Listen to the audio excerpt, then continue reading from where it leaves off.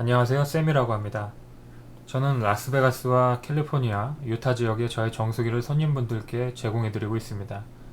손님 댁에 방문했을 때 이런 테스트를 라이브로 진행해 왔는데요. 이렇게 영상을 제작하게 되었습니다. 이 실험 영상을 통해서 여러분들이 정수기를 선택하는 데 있어서 현명한 도움이 되셨으면 좋겠습니다. 영상을 꼭 끝까지 시청하시기 바랍니다.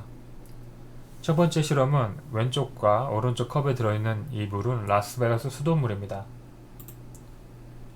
처음부터 제로워터와 라스베가스 물을 비교해드리지 않는 것은 많은 분들이 기계가 한쪽은 작동이 안되는 것이 아니냐라는 말을 수도 없이 들었기 때문입니다. 이 TDS 테스터기를 찍어보면 수치가 제로 세팅에서 393이라는 수치를 보여줍니다. 왼쪽도 마찬가지로 같은 수치 393을 보여주죠.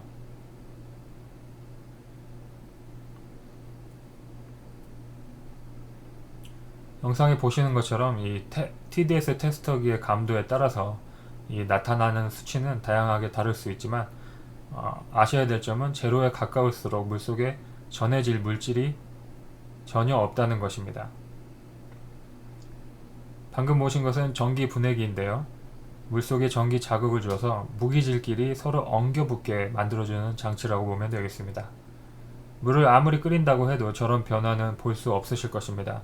그런데 이 장치는 물속의 무기질을 그래도 시각적으로 볼 수 있게끔 도와주는 장치라고 보시면 됩니다. 꼭 이런 분들이 계시더라고요. 저 봉이 녹아서 저런 물색이 나오는 것이 아니냐고.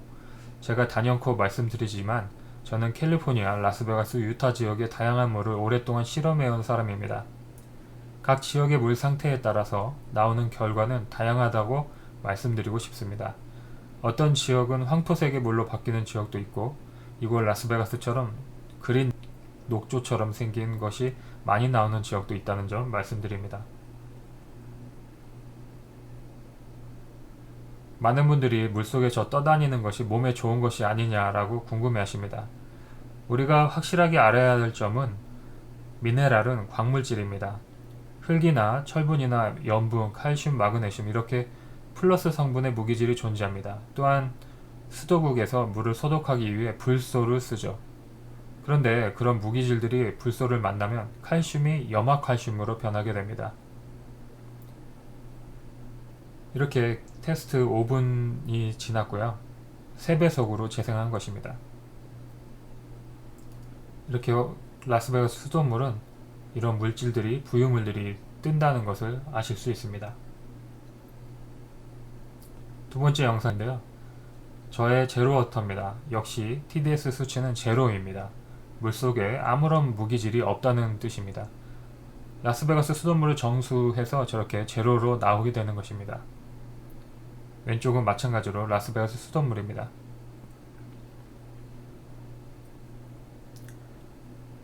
마찬가지로 5분 테스트를 진행하였습니다. 3배속 재생 영상이고요. 왼쪽은 빠르게 변화하는 물을 확인하실 수 있습니다. 물속 미네랄은 무기성 미네랄입니다. 수돗물에 양파를 담가 놓으면 시간이 흐르면 양파가 잘 자랍니다. 물속에 무기질이 풍부하니까요. 그런데 사람은 물속 무기질을 인체가 흡수하지 못합니다. 그 양파를 먹음으로 우리의 몸에 필요한 미네랄을 흡수하는 것입니다. 즉 동식물을 통해서 미네랄을 보충해야 한다는 사실이죠. 이 미국의 수도 공급업체는 허용치라는 기준치를 두고 있습니다. 이 허용 기준치를 오버했을 때는 제재 대상이 될 수 있다는 것입니다. 몸에 좋다고 한다면 물속에 미네랄이 많이 들어가 있는 것이 좋은 것이 아닙니까? 그런데 허용 기준치를 오버했을 때에는 인체에 해롭다며 그 기준치를 지키라고 권고합니다. 즉 물속에 무기질이 많을수록 몸속에 노폐물이 축적이 되고 중금속이 많을 경우 치매나 정신질환을 일으킬 위험이 있다는 점을 생각해 보시기 바랍니다. 이 컵 한 잔이 저러한 변화를 일으킨다는 점 기억하세요. 이 동양 문화권은 물을 많이 사용합니다. 라면 끓일 때, 찌개나 국 끓일 때, 밥 지을 때 여러분들은 어떤 물을 사용하고 계십니까? 물론 기존의 역삼투와 정수기를 사용하신다고 해도 문제 없습니다. 제로워터로 업그레이드를 해드리고 있으니 이 게시된 연락처로 전화 연락이나 문자를 남겨주시면 신속하게 도와드리도록 하겠습니다. 영상 끝까지 시청해주셔서 너무 감사합니다. 이상 쌤이었습니다.